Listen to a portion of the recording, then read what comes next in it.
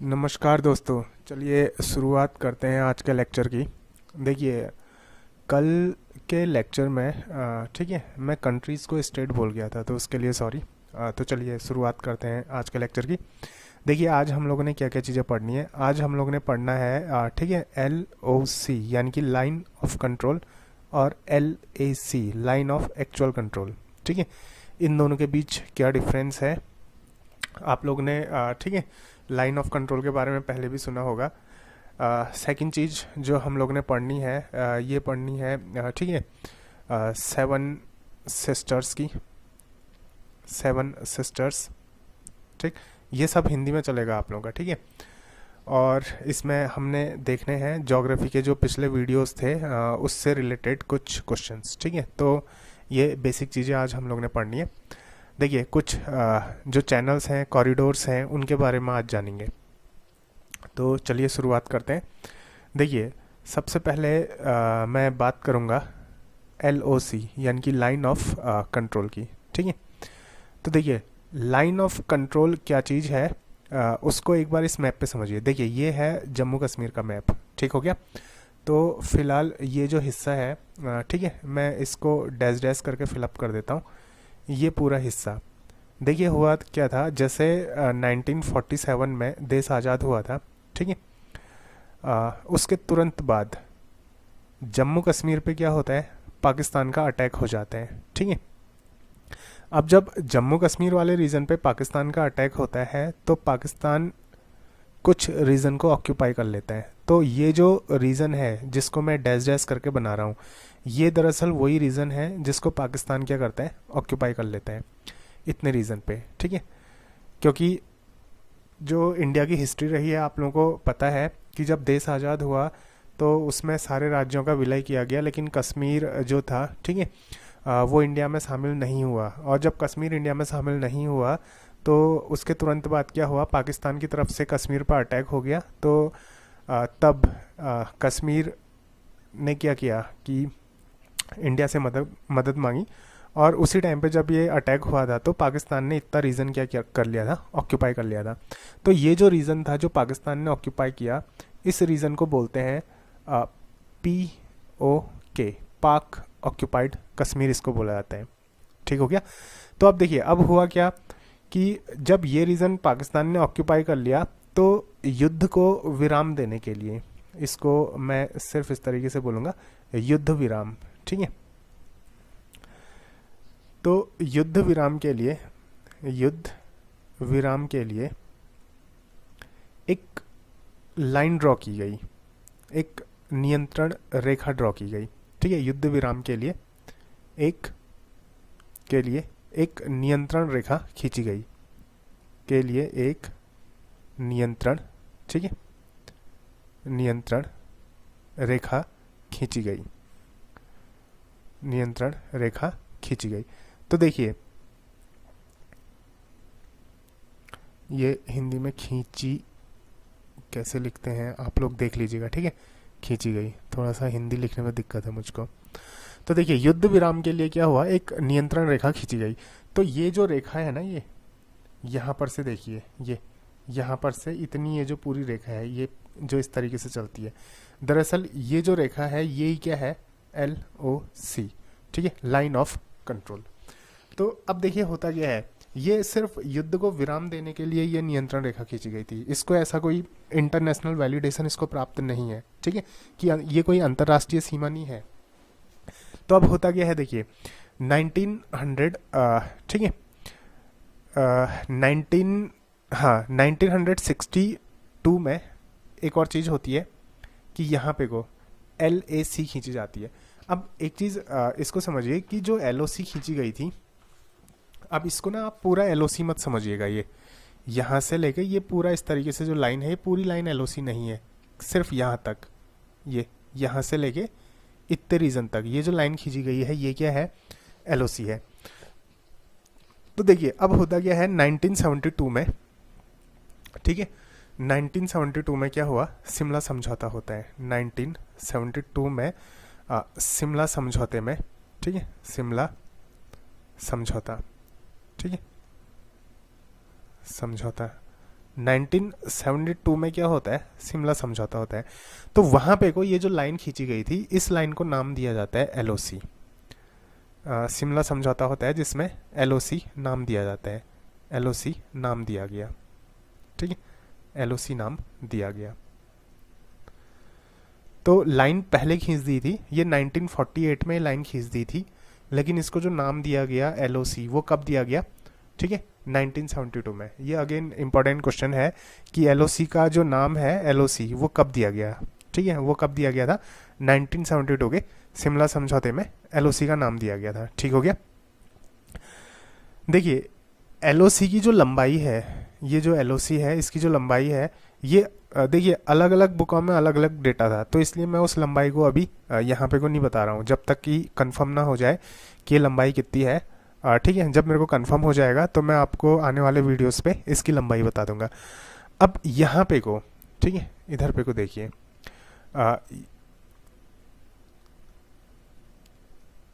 ये जो पाक ऑक्यूपाइड कश्मीर है इसकी जो राजधानी है वो यहाँ पे को है, ये है मुजफ्फराबाद, ठीक है। इसकी राजधानी का नाम क्या है, ये है मुजफ्फराबाद, ठीक है। कैसे लिखते हैं, आधा फॉ, मुजफ्फराबाद। बाकी अगर लिखने में कोई गलती होती है तो माफ़ करना, बाकी आप लोग समझ लेना, ठीक है, कि जो मैं बोल रहा हूँ बोल के तो पता चल ही जाएगा। तो ये जो पाक ऑक्यूपाइड कश्मीर है, ठीक है, इसकी जो राजधानी है वो कहाँ पे को है, मुजफ्फराबाद में है, ठीक। अब देखिए, ठीक ऐसी एक लाइन कहाँ पे को खींची गई थी, ये यहाँ पर से देखिए, ये वाला जो रीजन है, इतना रीजन, ये यहाँ से लेके पॉइंटर को देखिए, ये पूरी जो लाइन खींची जाती है, ये जो लाइन है ये है line of actual control, LAC, line of actual control. तो देखिए ये जो लाइन ऑफ एक्चुअल कंट्रोल है LAC, ये क्या है, line of actual control, line of actual control, ठीक है। तो ये जो LOC खींची गई थी ये 1962 में, देखिए हुआ क्या, 1962 में जब चाइना के साथ वॉर हुई थी, तो उस टाइम पे चाइना ने इतने वाले रीजन पे, ये इतने हिस्से पे क्या हुआ था, चाइना ने अपना कब्जा कर लिया था, ठीक है। और चाइना की जो पॉलिसी रहती है वो आप लोगों को पता है कि पहले 4 कदम आगे आओ और फिर ठीक है शांति व्यवस्था के नाम पे 2 कदम पीछे चले जाओ। अब भाई देखो, अगर आप लोग 4 कदम आगे आए हो तो आपने 4 कदम पीछे जाना चाहिए, ठीक है। तो चाइना ऐसा नहीं करता है, चाइना क्या करता है, 4 कदम आगे आता है फिर 2 कदम पीछे जाता है, यानी कि वो 2 कदमों पे क्या होता है, अपना कब्जा कर लेता है। तो उस टाइम पे क्या हुआ कि देखिए जब 1962 में ये चाइना ने ये वाले रीजन पे क्या किया, अपना कब्जा कर लिया, तो ये वाले रीजन को बोला जाता है अक्साई चीन, ठीक है। इस रीजन को क्या बोला जाता है, इस रीजन को बोला जाता है अक्साई चीन,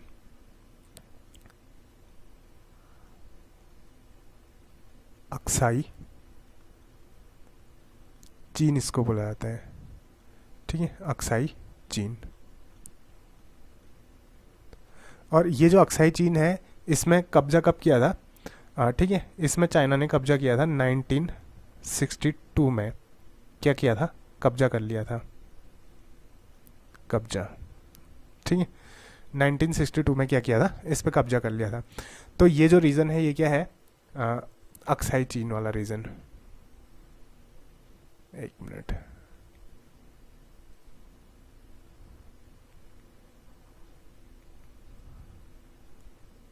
क्या हो गया, ये जो रीजन है ये कौन सा रीजन है, ठीक है, सॉरी ये क्या आ गया इसमें, 1962 में, सॉरी एक मिनट रुकना, थोड़ा सा पेन में प्रॉब्लम है। 1962 में क्या किया था, कब्जा किया था, कब्जा, ठीक है। तो ये जो रीजन है इसको क्या बोला जाता है, अक्साई चीन इसको बोला जाता है, ठीक हो गया।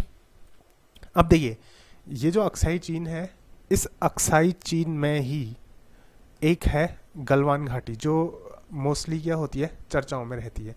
तो ये जो गलवान घाटी है वो यहाँ पे को है ये, ठीक है, पॉइंटर देखिए यहाँ पे को, ठीक।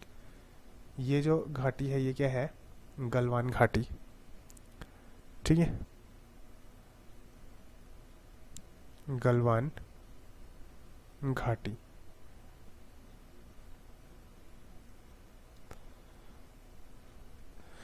अब देखिए इन दोनों रीजन के बीच में यहाँ पे कोई जो रीजन है, देखिए ये है POK, पाक ऑक्यूपाइड कश्मीर वाला रीजन, और ये है अक्साई चीन वाला।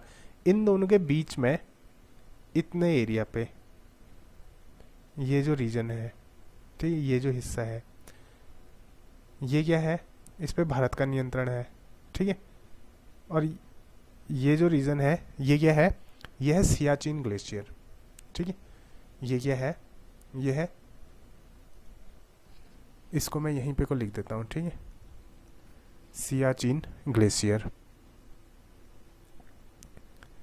क्या है, सियाचिन ग्लेशियर।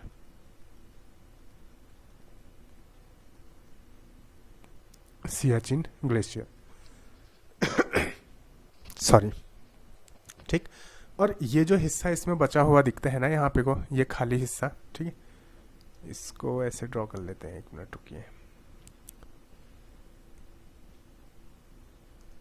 देखिए इतना जो हिस्सा यहाँ पे को बचता है, ये वाला जो हिस्सा बचा है,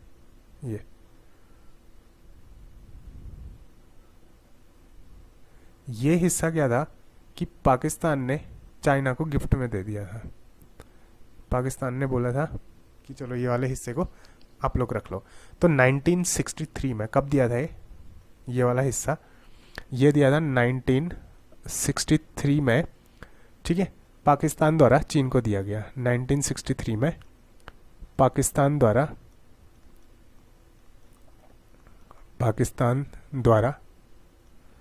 ठीक है, द्वारा चीन को दिया गया,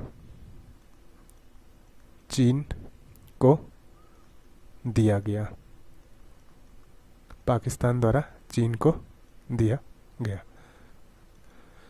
तो देखिए ये है ओवरऑल, ठीक है, जो जम्मू कश्मीर के जो डिस्प्यूटेड रीजन है। तो पहला हो गया क्या, POK, पाक ऑक्यूपाइड कश्मीर। उसके जस्ट बगल में ये क्या हो गया, सियाचिन ग्लेशियर, ये तो ठीक है इंडिया के कंट्रोल में है। और उसके जस्ट बगल में ये जो स्काई ब्लू कलर से आपको दिख रहा है, 1963 में ये वाला हिस्सा पाकिस्तान ने चीन को दे दिया था। और ये जो ग्रीन कलर में है ये क्या है, अक्साई चीन, जिसपे चाइना ने क्या किया था, 1962 में कब्जा किया था। और ये बनती है लाइन ऑफ एक्चुअल कंट्रोल, और ये बनती है क्या, लाइन ऑफ कंट्रोल। अब देखिए जो लाइन ऑफ एक्चुअल कंट्रोल है, ठीक है, इसकी जो लेंथ है ये बुकों में, ठीक है, ऑलमोस्ट सेम ही है सारी बुकों में। तो ये जो LAC है, ठीक है, LAC ये किस किस के बीच है। LAC जो बनती है, वैसे तो ये जो LAC बनेगी आप लोगों की, हाँ, भारत और चाइना के बीच डिस्प्यूटेड जो लाइन है वो क्या है, LAC। तो मैं इसको लिखूंगा भारत और चीन के बीच, ठीक है, भारत और चीन के बीच, चीन के बीच क्या है, विवादित, ठीक है, क्षेत्र के लिए खींची गई एक रेखा है। देखिए भारत और चीन के बीच जो विवादित एरियाज हैं, जो विवादित, ठीक है, क्षेत्र हैं, उनमें एक और रेखा खींची गई है जिसका नाम है मैकमोहन रेखा, मैकमोहन रेखा। अब देखिए है क्या ना मैकमोहन रेखा, ये जो मैकमोहन रेखा है, चाइना क्या बोलता है, चाइना में ये एक बार क्या था कि जो ठीक है, चाइना के प्रधानमंत्री हुआ करते थे, जिनका नाम क्या था, उनका नाम था झोउ एनलाई। इसको मैं खाली ऐसे ही लिख देता हूँ, झोउ, ठीक है, एनलाई, ये 1900, ठीक है, 59 में, 1959 में चाइना के प्रधानमंत्री हुआ करते थे। तो इन्होंने क्या किया था, इन्होंने नेहरू को एक खत लिखा था, क्योंकि देखिए उस टाइम पे टेक्नोलॉजी ऐसी थी नहीं कि ईमेल किया जाए, ये किया जाए, ठीक है। उन्होंने नेहरू को एक खत लिखा था, एक लेटर लिखा था, और उस लेटर में उन्होंने बोला था कि हम मैकमोहन रेखा को, मैकमोहन ठीक है लाइन को, ये ठीक है, मैकमोहन लाइन को हम नियंत्रण रेखा नहीं मानते, मीन्स कि हम इसको लाइन नहीं मानते। हम किसको लाइन मानते हैं, actual sorry line of actual control को ही हम क्या मानेंगे, सीमा रेखा मानेंगे। मैकमोहन रेखा को हम लोग सीमा रेखा नहीं मानेंगे। ऐसा किसने बोला था, झोउ एनलाई ने बोला था। अब देखिए चाइना ऐसा क्यों बोलता है, क्योंकि जो मैकमोहन रेखा है, मैकमोहन रेखा जो खींची गई थी वो खींची गई थी किसके बीच में, ठीक है, भारत और तिब्बत के बीच में खींची गई थी, ठीक। मैकमोहन रेखा 1914 में, ये जो मैकमोहन रेखा है ये 1914 में किसके बीच खींची गई थी, भारत और तिब्बत के बीच, भारत और तिब्बत के बीच खींची गई थी। अब है क्या ना कि जब तिब्बत पे चाइना क्या करता है, अपना कंट्रोल कर लेता है, तो चाइना ये बोलता है कि जो इंडिया और तिब्बत के बीच में जो लाइन खींची गई थी, ठीक, मैकमोहन रेखा, इसके अंडर का जो एरिया है वो हमारा है। अब लेकिन जो लाइन ऑफ एक्चुअल कंट्रोल है वो ज़्यादा एरिया कवर करती है। जो लाइन ऑफ एक्चुअल कंट्रोल है इसकी जो लेंथ है, ठीक है, इसकी जो टोटल लेंथ है लाइन ऑफ एक्चुअल कंट्रोल की, ये है 4,000 ठीक है, 57 किलोमीटर। अब देखिए, अब आप लोगों को ऐसा लगेगा कि यार इससे ज़्यादा लंबी जो है वो एलओसी नज़र आ रही है, ठीक है। तो एक चीज़ ध्यान दीजिए, ये जो लाइन ऑफ एक्चुअल कंट्रोल है ना, ये सिर्फ इतने हिस्से में नहीं है। ये line of actual control Jammu Kashmir में तो है, साथ साथ ही लाइन ऑफ एक्चुअल कंट्रोल और भी स्टेट्स में है। जैसे लाइन ऑफ एक्चुअल कंट्रोल है, देखिए लद्दाख वाले रीजन में तो ये हो गई, ठीक है। चलिए मैं लिख देता हूँ, जैसे ये है लद्दाख, ठीक है, लद्दाख में है लाइन ऑफ एक्चुअल कंट्रोल। ये उत्तराखंड में भी है, ठीक है, उत्तराखंड में भी है लाइन ऑफ एक्चुअल कंट्रोल। ये हिमाचल प्रदेश में भी है, ठीक है, और ये सिक्किम में भी है, ठीक, ये सिक्किम में भी है, और ये अरुणाचल प्रदेश में भी है, अरुणाचल प्रदेश। तो इस वजह से इसकी जो टोटल लेंथ है वो इतनी है, और ये ज़्यादा एरिया कवर करती है। तो इसलिए चाइना क्या करता है, देखिए बार बार क्लेम करता है कि एलएसी के अंदर जितना एरिया है वो हमारा है करके, ठीक है। तो इस वजह से वो जो रीज़न है वो डिस्प्यूट में रहते हैं। और जो मैकमोहन रेखा खींची गई थी वो 1914 में खींची गई थी, और चाइना क्या करता है कि मैकमोहन रेखा को ये सीमा रेखा नहीं मानता। तो अब देखिए अब क्या है, और ये एलओसी जो है ना, एलओसी हो गया, एलएसी हो गया। देखिए एलएसी जो है ये एक कानूनी रेखा जरूर है, ठीक है, कानूनी रेखा है, बट ध्यान दीजिए, कानूनी रेखा होने का मतलब ये नहीं होता कि ये इंटरनेशनल लाइन है, ठीक है। ये ऐसी कोई इंटरनेशनल अंतर्राष्ट्रीय सीमा नहीं है कि हाँ चाइना ये क्लेम करेगी ये बस हमारा ही पार्ट है, इसके अंदर का रीजन हमारा ही पार्ट है, ऐसा नहीं है। तो ना तो एलओसी को कोई इंटरनेशनल मान्यता प्राप्त है, मींस की अंतर्राष्ट्रीय मान्यता प्राप्त है, ना ही एलएसी को कोई अंतर्राष्ट्रीय मान्यता प्राप्त है। हाँ, कि युद्ध को विराम देने के लिए एक अंतर्राष्ट्रीय स्तर पे एक मतलब क्या बोलते हैं कि अंतर्राष्ट्रीय स्तर पे एक कानून बनाया गया कि हाँ चलो ये रेखा खींची है, ठीक है, आपके सैनिक जो हैं वो इस लाइन, ये जो बाउंड्री है आपके सैनिक, ठीक है, चाइना के जो सैनिक हैं वो चाइना की बाउंड्री में रहेंगे और इंडिया के सैनिक इंडिया की बाउंड्री में रहेंगे।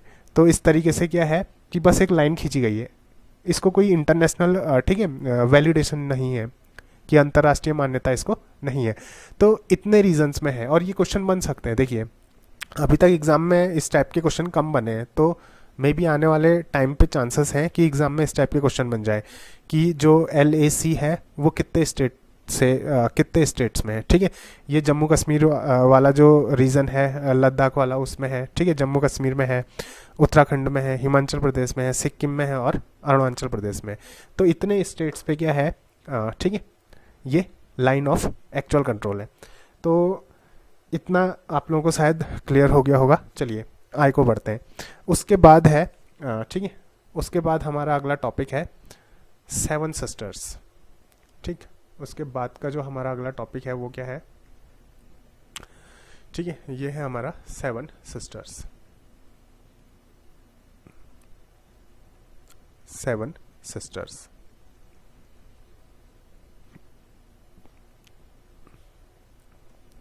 देखिए, सेवन सिस्टर्स स्टेट्स का दर्जा किसको दिया जाता है?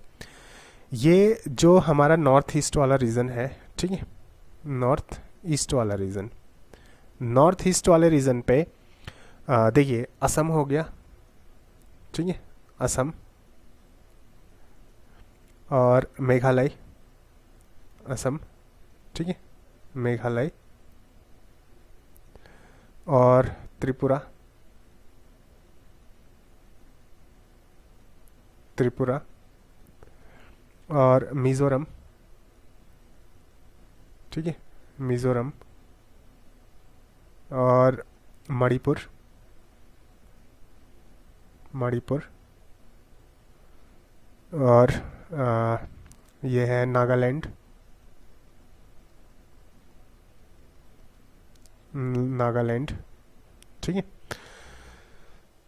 और अरुणाचल प्रदेश, और एपी लिख देता हूँ, ठीक है, अरुणाचल प्रदेश।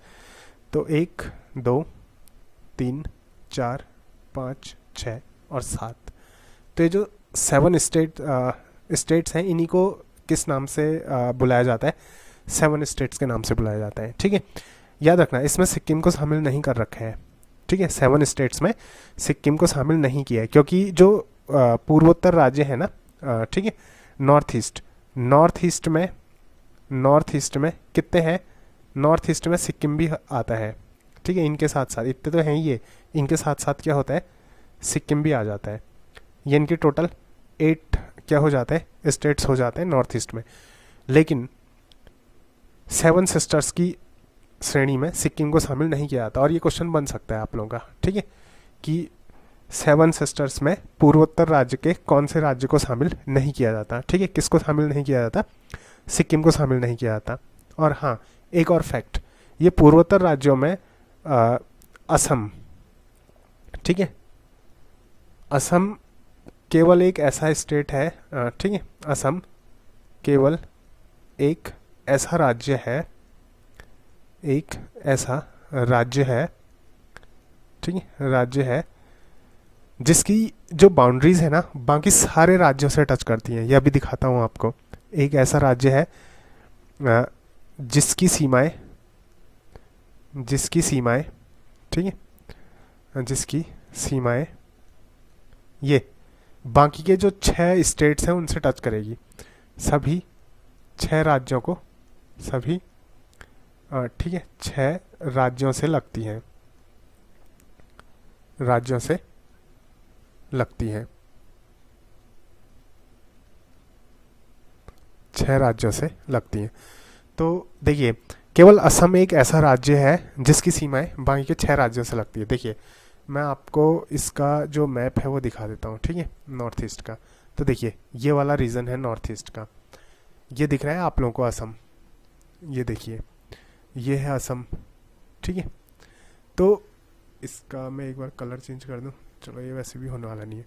तो ये जो असम है, देखो असम की बाउंड्री किससे लग रही है? अरुणाचल प्रदेश से। यहाँ पे को आ गया नागालैंड, तो असम की जो बाउंड्री है वो किससे लग रही है? नागालैंड से।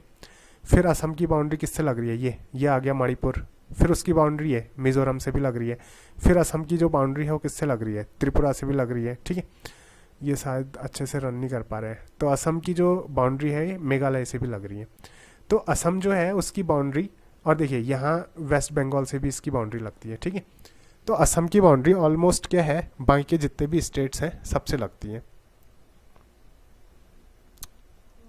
इसकी अलग ही प्रॉब्लम चलती है। अब इसको मैं क्लोज करूंगा तो ये क्लोज भी नहीं होगा। 1 मिनट रुकना, मैं इसको जस्ट, तो देखिए असम की जो बाउंड्री है वो सारे स्टेट्स के साथ क्या करती है? टच करती है नॉर्थ ईस्ट में, ठीक। तो चलिए आगे को बढ़ते हैं। तो ये इतने इंपॉर्टेंट फैक्ट थे। अच्छा, यहाँ पे को एक है आप लोगों का क्या, चुंबी घाटी, ठीक है। एक और फैक्ट इसमें देख लीजिए, चुंबी घाटी। अब ये चुंबी घाटी कहाँ पे को है, ठीक है, चुंबी घाटी। देखिए चुंबी घाटी जो है, अ, चुंबी घाटी है सिक्किम और भूटान के बीच, ये इंपॉर्टेंट है, हाँ, ठीक है, सिक्किम, सिक्किम और भूटान के बीच। और ये क्वेश्चन पूछे जा सकते हैं कि चुंबी घाटी कहाँ पे को स्थित है, सिक्किम और किसके बीच है, भूटान के बीच। देखिए इसको मैं एक बार आपको मैप में दिखाता हूँ, नॉर्थ ईस्ट का अगर कोई ढंग का मैप है तो। ये बनेगा आप लोगों का, देखिए यहाँ पे को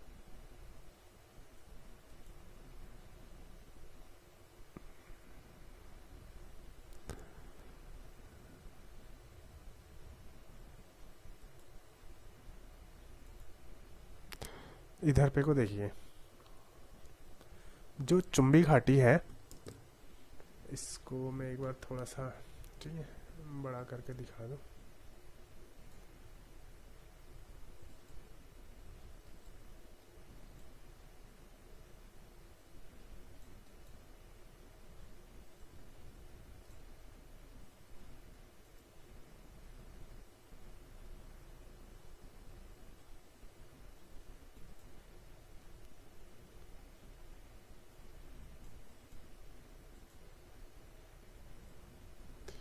यहाँ पे को देखिए,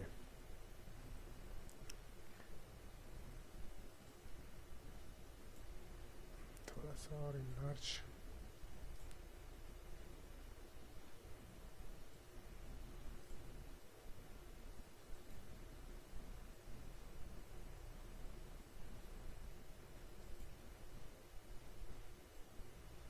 ठीक है। अब देखिए इसमें ये है, यहाँ पे को ध्यान दीजिए एक बार, देखिए ये है सिक्किम, ठीक है, यहाँ पे को क्या है, सिक्किम।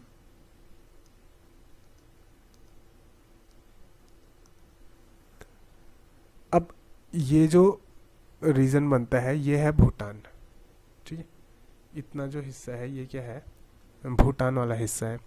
सॉरी इसका कलर इसमें फिक्स हो चुका है, हाँ ये चेंज नहीं हो पा रहा है, तो मैं जो भी टेक्निकल इशू है बाद में देखूंगा, फिलहाल कोशिश करिए इसी कलर में देखने की। तो देखिए ये है भूटान और ये क्या है, सिक्किम, इतना जो रीजन है ये क्या है, सिक्किम का रीजन।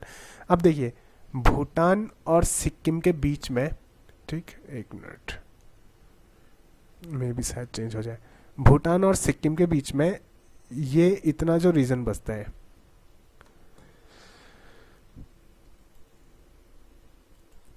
सॉरी थोड़ा सा टेक्निकल इशू था, कभी कभी सॉफ्टवेयर रन नहीं करता, ठीक है, तो वो दरअसल हैंग हो गया था।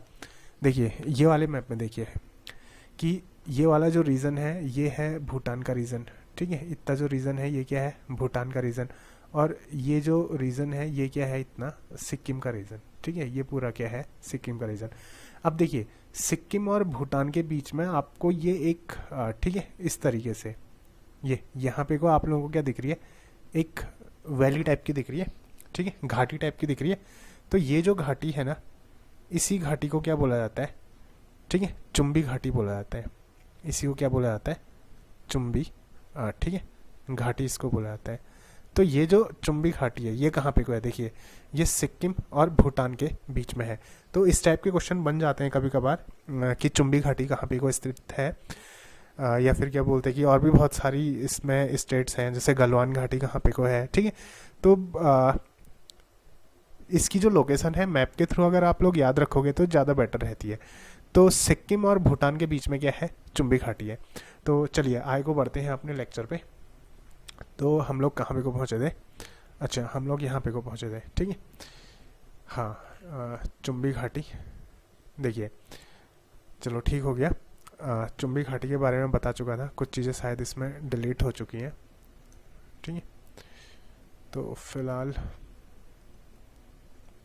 मैं इसको ऐसे ही लिख देता हूँ, चुंबी घाटी, ठीक है, चुंबी घाटी। तो ये जो चुंबी घाटी है कहाँ कहाँ पे को है, ये है भूटान, ठीक है, भूटान और सिक्किम के बीच में, भूटान और सिक्किम के बीच में, ठीक है। इस चीज़ को आप लोग याद रखिएगा। उसके बाद देखिए चलो ये तो हो गया हमारे जो कुछ, ठीक है, डिस्प्यूटेड एरियाज थे। उसके बाद इसमें हम लोग चलते हैं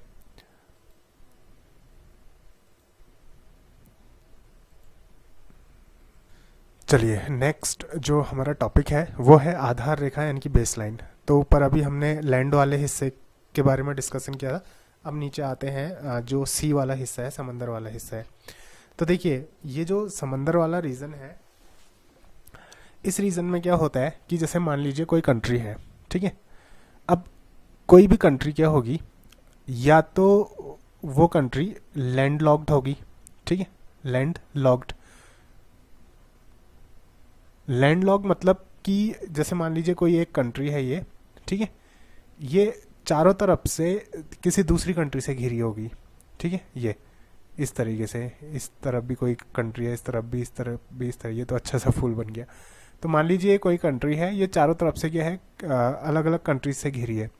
मीन्स कि इस कंट्री का कोई भी हिस्सा, ठीक है, ओशियन यानी कि समंदर के साथ टच नहीं करता। तो ऐसी कंट्री को क्या बोलेंगे, लैंड लॉक्ड कंट्री बोलेंगे, ठीक है। अब देखिए अब होता क्या है, कुछ कंट्रीज ऐसी हैं जिनका कुछ हिस्सा क्या है, समंदर को टच करेगा, ठीक है, समंदर को क्या करेगा, टच करेगा। अब ध्यान दीजिए, जैसे मान लीजिए इंडिया है, ठीक है, मैं एक रफ मैप ड्रॉ करूंगा यहाँ पे को। सपोज करिए कि ये गुजरात वाला हिस्सा है, ठीक है, और ये गुजरात वाले हिस्से के बाद ये वाला हिस्सा कुछ इस तरीके से है, इस तरीके से, ठीक। और यहाँ पे को ये आ गई पोजीशन श्रीलंका की। तो अब देखिए फिर यहाँ से नॉर्थ ईस्ट वाला हिस्सा स्टार्ट हो जाएगा। अब इंडिया का इतना जो रीजन है वो किसके साथ टच करता है, वो समंदर के साथ टच करता है, ठीक हो गया। ये पूरा वाला रीजन, इतना पूरा रीजन समंदर के साथ। यहाँ है क्या, ठीक है, इस तरफ है अरब सागर, ठीक है, अरब सागर।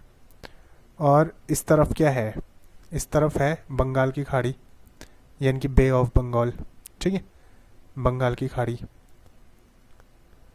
और नीचे क्या आ गया, ये हिंद महासागर वाला हिस्सा आ गया, हिंद महासागर, ठीक है, हिंद महासागर। तो देखिए तीन तरफ का हिस्सा क्या है, समंदर से टच कर रहा है। अब एक चीज सोचिए कि ये जो समंदर है ना, इस समंदर में क्या होगा कि बहुत सारे क्या होंगे, संसाधन होंगे, ठीक है। जैसे कहीं पे को तेल होता है, कहीं पे को कोई दूसरे संसाधन होते हैं, ठीक है। तो अब जो कंट्री समंदर से लग रही है, तो क्या इसके आसपास, इधर के रीजन जो भी हैं ये, इसके आसपास या फिर इससे थोड़ा दूरी में जो रीजन है, क्या वहाँ जो संसाधन पाए जाएंगे, जैसे मछली, ठीक है, मछली हो गई, उसका व्यापार होता है। बाकी जैसे तेल वगैरह हो गया, वो इन एरियाज में निकलता है। तो ये जो संसाधन है, इन संसाधनों पे केवल उस देश का हिस्सा होगा, ठीक है, उस देश का अधिकार होगा जो इसको टच करेगा, ठीक है। या फिर ऐसा देश जो लैंडलॉक्ड है, जिसकी सीमा समंदर से टच नहीं करती, क्या उसका कोई अधिकार नहीं होगा समंदर के संसाधनों पे, ठीक है। तो इसके लिए क्या है ना, देखो इसके लिए कुछ रूल्स और रेगुलेशन बने हैं। अदरवाइज क्या होगा ना, अगर रूल्स और रेगुलेशन ना बने तो क्या होगा, जो भी कंट्री, ठीक है, समंदर को टच करती है, जैसे चाइना है, चाइना का बहुत बड़ा पार्ट क्या है, समंदर को टच करता है। और चाइना की 9 डैश लाइन के बारे में भी आप लोगों ने सुना होगा, ठीक है, 9 डैश लाइन। तो अब अगर कोई ऐसी कंट्री आती है जो ये क्लेम करने लग जाती है कि नहीं, हमारी जो बाउंड्री है वो, ठीक है, समंदर से टच कर रही है और समंदर के जितने भी संसाधन हैं उन पर हमारा अधिकार होगा, तो क्या होगा ना, बहुत सारी दिक्कतें हो जाएंगी। दिक्कतें कैसे होंगी, देखिए मान लीजिए अरब सागर है, अलग अरब सागर में अगर इंडिया क्लेम करता है कि इस पूरे अरब सागर पे हमारा अधिकार है, तो देखिए गुजरात के जस्ट बगल में यहाँ पे को पाकिस्तान है, पाकिस्तान भी क्लेम करने लग जाएगा, नहीं इस पे हमारा अधिकार है। फिर बीच में ओशियन क्रॉस करके इस साइड जो अफ्रीका वगैरह वाले हैं वो भी बोलेंगे इस साइड को हमारा अधिकार है, ठीक है। तो फिर थोड़ी सी प्रॉब्लम हो जाएगी। तो इसलिए क्या होता है ना, कुछ रूल्स और रेगुलेशन बनाए जाते हैं कि कितने हिस्से पे किस देश का अधिकार होगा और किस तरीके से होगा, वो सारी चीज़ें। तो फिलहाल के लिए जैसे, ठीक है, यहाँ पे को देखिए कि जो रूल्स और रेगुलेशंस बनते हैं वो क्या क्या बनते हैं, उस पर डिस्कशन करते हैं। तो इसमें ना कुछ लाइंस हैं जो ये डिसाइड करती हैं कि कितने एरिया पे किस देश का अधिकार होगा। फिलहाल मैं ये जो नीचे वाला रीजन है मैं इसको पूरा डिलीट कर देता हूँ, ठीक है, ये श्रीलंका वगैरह, क्योंकि यहाँ पे को अभी हमने लाइंस वगैरह ड्रॉ करनी है तो देखने में आसानी रहेगी। तो देखिए जैसे मान लीजिए ठीक है, ओ सॉरी ये वाला हिस्सा, तो ये वाला हिस्सा था, ठीक है, ये जो हिस्सा है मान लीजिए इंडिया का ये वाला जो हिस्सा है, ठीक है। अब देखिए अब होगा क्या ना, सबसे पहले आती है आधार रेखा यानी कि बेस लाइन, ठीक है, सबसे पहले क्या आएगी, बेस लाइन। तो आधार रेखा क्या होती है उसको समझिए। देखिए ये जो है ये तट है। अब देखिए यहाँ ये जो तट है, इस तट में देखिए यहाँ का पोर्शन थोड़ा बाहर को आया है, इधर का पोर्शन थोड़ा सा अंदर को गया है, ठीक है। तो होगा क्या ना कि एक ऐसी रेखा जो इन तटों को जोड़ेगी, तटों के किनारे को जोड़ेगी। देखिए ये वाले कोने को इस कोने से जोड़ा, ठीक है, फिर इस कोने से जोड़ा, इस तरीके से ये जितने भी कॉर्नर्स हैं उन सबको जोड़ते हुए ये जो रेखा बनेगी, इस रेखा को क्या बोला जाएगा, आधार रेखा इसको बोला जाएगा, ठीक है। क्या बोला जाएगा, आधार, ठीक है, रेखा इसको बोला जाएगा, ठीक है, बात समझ में आई। अब देखिए इसके अंदर जितने भी जल संसाधन होंगे, जैसे मछली पकड़ना हो गया, ठीक है, या फिर कोई बीच वगैरह इसके अंदर पे को आएगा, तो ये सारी चीज़ें, मतलब बीच तो खैर लैंड वाला ही एरिया आ गया। इतने हिस्से में जो जल होगा, बेसिकली समंदर का जो पानी है, ठीक है, इस पे क्या होगा, उस देश का अधिकार होगा जिस देश की ये तट रेखा होगी। जैसे मान लीजिए इंडिया के लिए अगर हमने आधार रेखा खींच रखी है इस तरीके से, तो इतने हिस्से में जो भी ठीक है संसाधन होंगे उसमें केवल किसका अधिकार होगा, ठीक है, भारत का।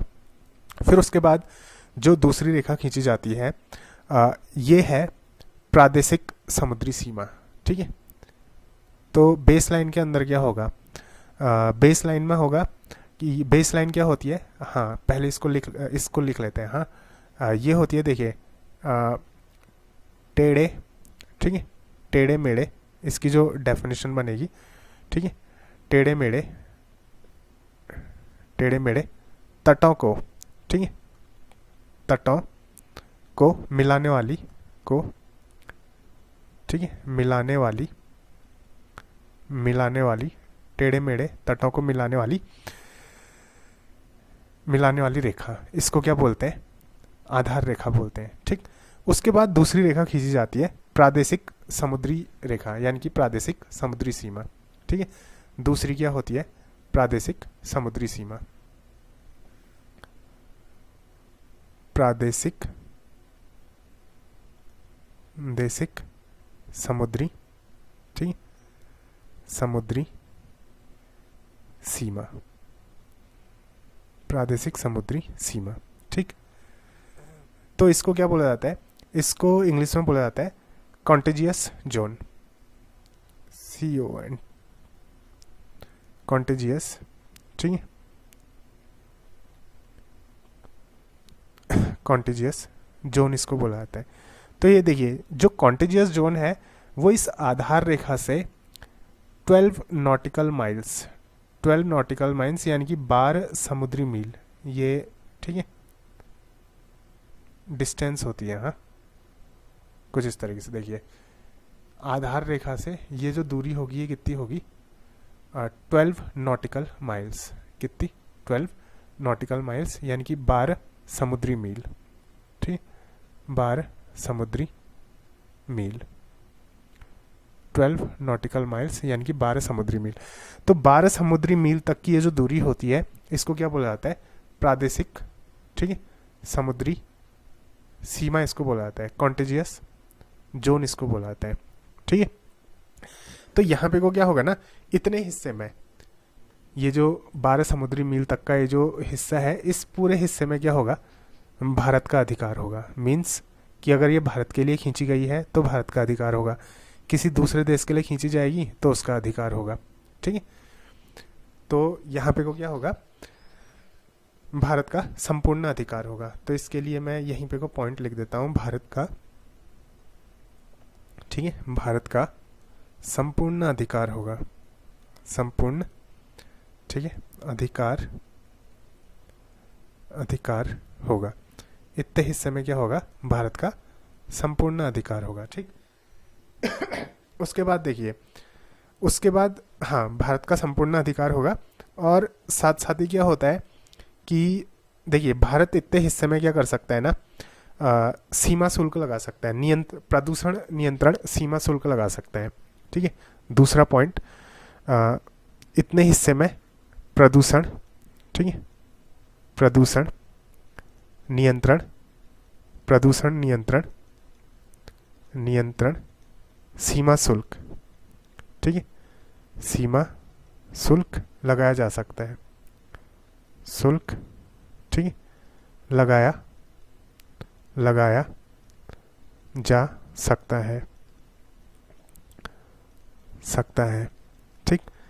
तो देखिए कैसे, मान लीजिए कोई एक कंट्री है, इस कंट्री से कोई शिप आता है, ठीक है, कोई जहाज आता है और ये वाले हिस्से पे आता है, ठीक है, ये वाले हिस्से पे आता है और यहाँ पे वो क्या करता है, खूब सारी गंदगी फैला के जाता है, ठीक है, पॉल्यूशन करके जाता है। तो इससे देखिए, इससे ये जो गंदगी करके जाएगा, ये जो पॉल्यूशन करके जाएगा, इससे प्रभाव किसको पड़ेगा, ऑब्वियसली जो इसके सबसे नज़दीक जो देश है उसी को तो प्रभाव पड़ेगा। तो इसलिए क्या होता है कि उस देश के अधिकार के अंदर आता है कि इतने हिस्से में अगर क्या होगा, ठीक है, कोई जहाज आता है या फिर किसी भी तरीके से इतने हिस्से में प्रदूषण होता है, तो वो क्या कर सकता है, प्रदूषण नियंत्रण के लिए सीमा शुल्क लगा सकता है। और बाकी इतने हिस्से में कुछ वित्तीय अधिकार भी शामिल होते हैं, ठीक है, प्रदूषण शुल्क लगा सकता है, वैसे ही ठीक है, और भी शुल्क लगा सकता है, जैसे कि इतने एरिया में कोई दूसरे टैक्स भी, ठीक है, वो देश क्या कर सकता है, वसूल सकता है। ठीक है, तो यानी कि क्या होता है, वित्तीय अधिकार प्राप्त होते हैं, वित्तीय, ठीक है, अधिकार, ठीक, प्राप्त होते हैं, वित्तीय अधिकार प्राप्त होते हैं। ये हो गया, ठीक है। उसके बाद क्या होता है, देखिए उसके बाद ये था 12 नॉटिकल माइल्स, फिर उसके बाद आता है 24 नॉटिकल माइल्स। अब देखिए 24 जो नॉटिकल माइल्स है, बेस रेखा से कुछ इस तरीके से, ये देखिए, ये आधार रेखा से इतनी दूरी, ठीक है, यानी कि ये सॉरी इतनी नहीं, यहाँ से यहाँ तक की दूरी, ठीक है, यहाँ से यहाँ तक ये आएगी 24 नॉटिकल माइल्स। ठीक है, तो ये जो 24 नॉटिकल माइल्स है, एक मिनट रुकिए, ये बनेगी आप लोगों की, हाँ नहीं, 24 नॉटिकल माइल्स सीमा शुल्क वसूल कर सकते हैं।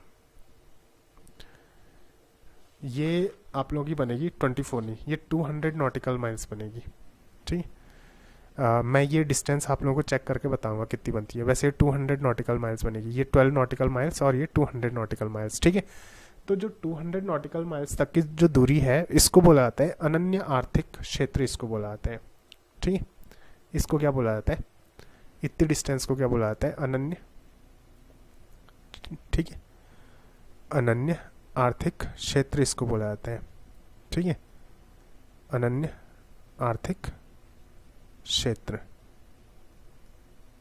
तो ये जो अनन्य आर्थिक क्षेत्र है, ठीक, EES अनन्य आर्थिक क्षेत्र, देखिए इस क्षेत्र में क्या होता है कि संपूर्ण अधिकार प्राप्त नहीं होते।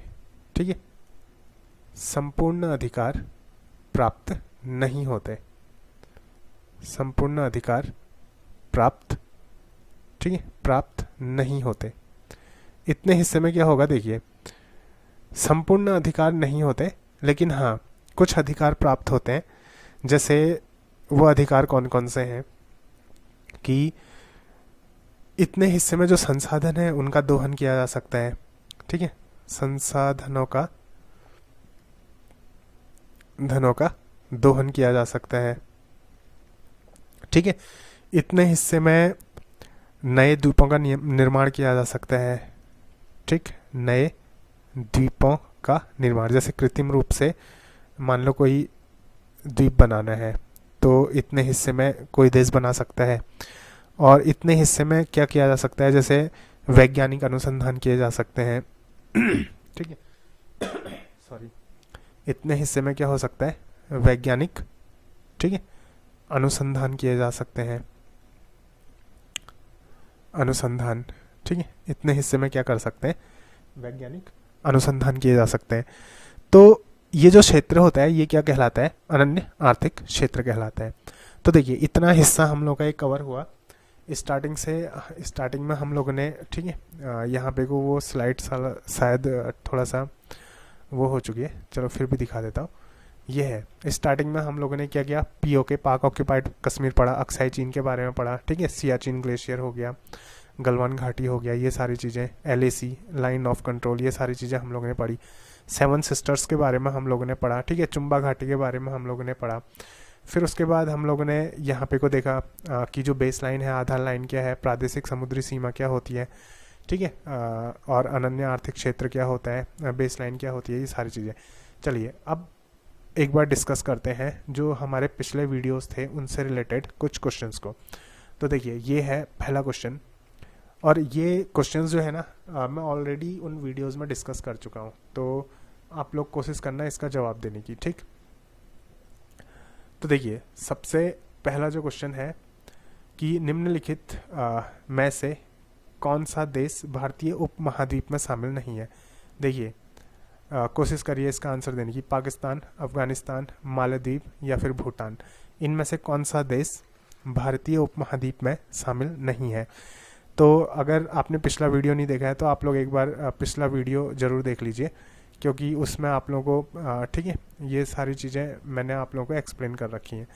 तो भारतीय उपमहाद्वीप में कौन शामिल नहीं है, देखिए पाकिस्तान ये है भारतीय उपमहाद्वीप में शामिल, ठीक है, मालदीव ये है, भूटान ये है, अफगानिस्तान नहीं है। मैंने बोला था ना कि ये जो अफगानिस्तान है, ठीक है, इसको भारतीय उपमहाद्वीप में शामिल नहीं किया जाता। ठीक है, चलिए अगला क्वेश्चन, सिलीगुड़ी गलियारा निम्न में से किन के बीच स्थित है। मैंने बताया था सिलीगुड़ी गलियारा कल आप लोगों को। ठीक है, भारत पाकिस्तान के बीच नहीं है, भारत अफगानिस्तान के बीच नहीं है, यह है बांग्लादेश और नेपाल के बीच। ठीक है, चलिए मैं एक बार कोशिश करता हूँ ये गलियारा आप लोगों को दिखाने की। ठीक है, यहाँ पे को नॉर्थ ईस्ट का कोई मैप, नॉर्थ ईस्ट कहाँ चले गया, चलिए एक बार गूगल में देख लेते हैं। हाँ, इसको नॉर्थ ईस्ट का जो मैप है, चलिए इसी में देख लीजिए। देखिए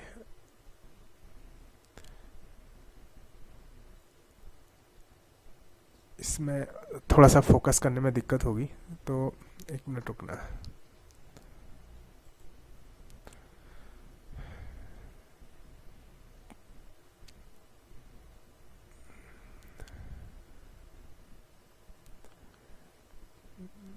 चलिए देखिए ये वाले मैप पे देखते हैं। ठीक है, नॉर्थ ईस्ट का ये वाला जो मैप है,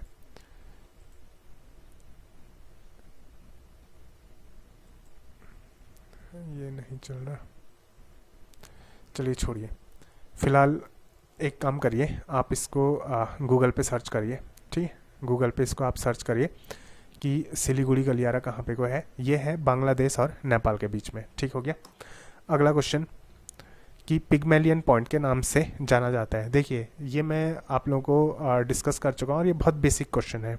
ठीक, तो आप लोग कोशिश करिए कि इसका जो आंसर है वो आप लोग कमेंट बॉक्स में दीजिए कि पिग्मेलियन पॉइंट के नाम से किसको जाना जाता है। ठीक, अगला जो ठीक क्वेश्चन है, लक्षद्वीप का सबसे बड़ा द्वीप।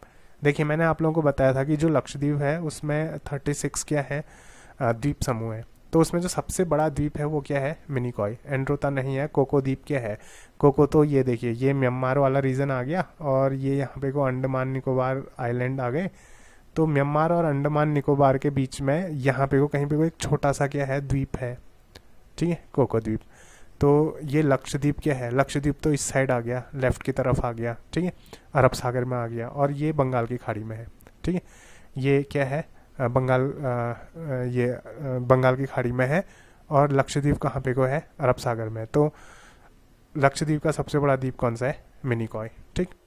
उसके बाद अगला क्वेश्चन देखिए कि 8 डिग्री चैनल अलग करता है, ये 8 डिग्री चैनल किसको अलग करता है, ठीक है।